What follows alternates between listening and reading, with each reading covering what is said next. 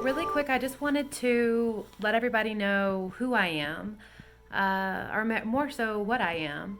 I have a YouTube channel. Of course, if you've seen any other YouTube videos, it's mainly for kid stuff, family things, uh, crafting, budgeting. I don't have a lot of videos, but when I first sat outside of the hotel room the other day, I was like, God, this feeling's awful. And I just can't imagine how, many other professionals or people that are isolating themselves to protect their family, like this is how they feel. And I feel like this should be shared.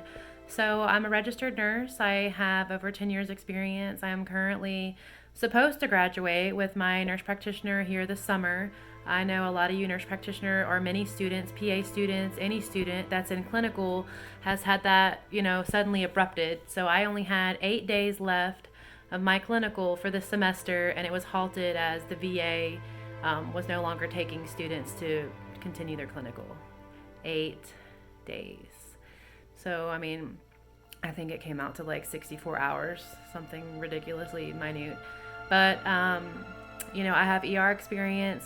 I currently have two positions, one part-time and the other one only on call. So I won't label what my jobs are. I don't want to bash my jobs. I'm actually very grateful for my employer as they are putting me up in this hotel room right now so that, since my school is not in right now and I have the time, they offered this to me to keep my family safe since I was concerned about it, and I'm very grateful. And I'm hoping that the surge will just happen. And anyway, so one of them is an inpatient facility that provides services there, and I won't name them just because I don't want anyone to think I'm talking bad about them. I don't want to throw any shade. I'm just grateful for this opportunity. I'm grateful that I am a nurse. I've heard so many comments on all types of different forums where nurses are actually contemplating leaving the profession, and I hate that. And we need you now more than ever. If you're able to and willing, definitely don't sacrifice the thoughts that you think you need to take care of your family. Like, that's always a priority. But it just makes me sad that, and the thought does cross your mind, like, hey, we are really putting ourselves out there and risking it, for others. But that's what made us become nurses to begin with. So,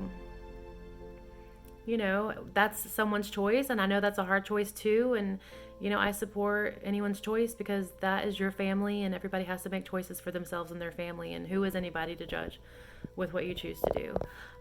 But my other second job, I work in PACU, so I'm ACLS and PALS. So even though all hospitals have ceased, non-urgent procedures to conserve blood products and PPE, I have feeling and know that my services will probably be called upon just due to my credentials, and of course I will help it anyway.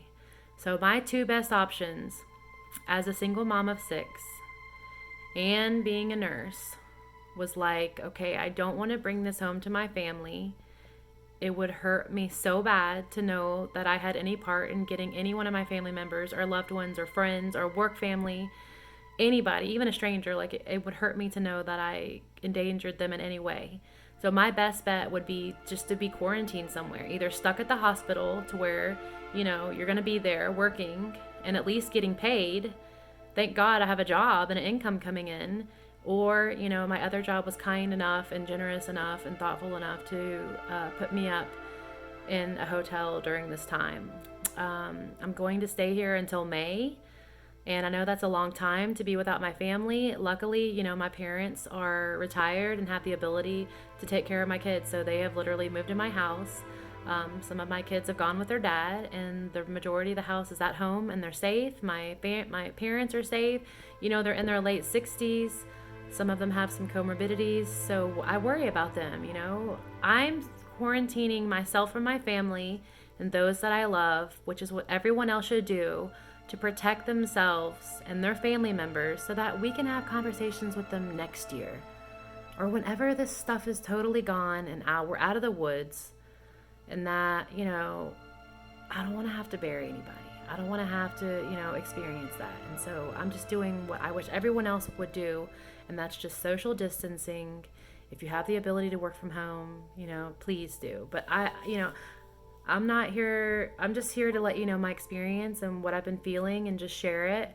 The whole purpose of this video is just to let others know that, nurses, doctors, lab techs, technicians, like nursing aides, people that are out there, this is what they're doing. They are risking their lives to come and help you. It's not just the nurses and the doctors, it's everyone at the hospital.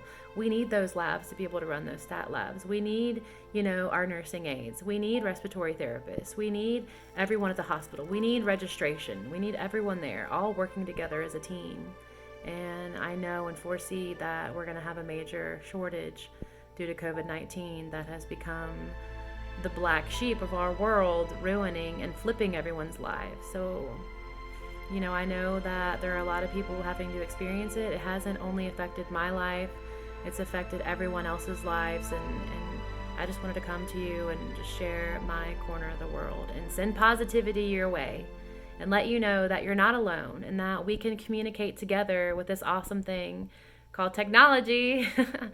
So pretty cool, actually. So you think about the Spanish flu in the 1918s, they didn't have the ability to do this, and how skewed their data probably was due to the lack of technology. So it's interesting to see this unfold, as awful as it is, the ability to follow it, even though, our numbers are skewed due to no testing, only testing high acuity patients in the beginning, and just areas and regions that have the labs to facilitate the testing. So I'm going to keep in touch with you guys, and again, we're here for the ride, so I'm going to keep with you. This is going to be my daily log. I'll try to keep it interesting. We'll see. I'll talk to you later. Bye.